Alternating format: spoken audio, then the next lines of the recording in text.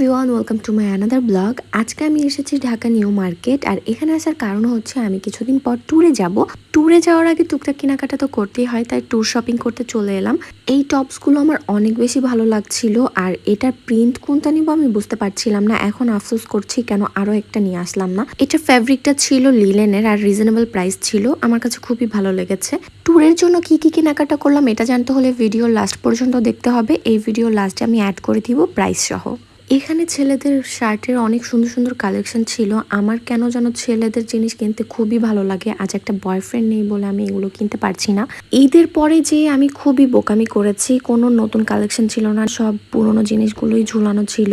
ঈদের মধ্যে যখন গিয়েছিলাম তখন অনেক সুন্দর সুন্দর কালেকশন ছিল, কিন্তু তখন আমি জানতাম না, তাহলে তখনই কিনে নিয়ে আসতাম। প্ল্যানটা হুট করেই করা হয়েছে ট্যুরে। তো যাই হোক, এখানে অনেক সুন্দর সুন্দর মেয়েদের শার্ট ছিল, কিন্তু আমার কেন যেন কিছুই ভালো লাগছিল না। আমি কি নিব সেটাও বুঝছিলাম না।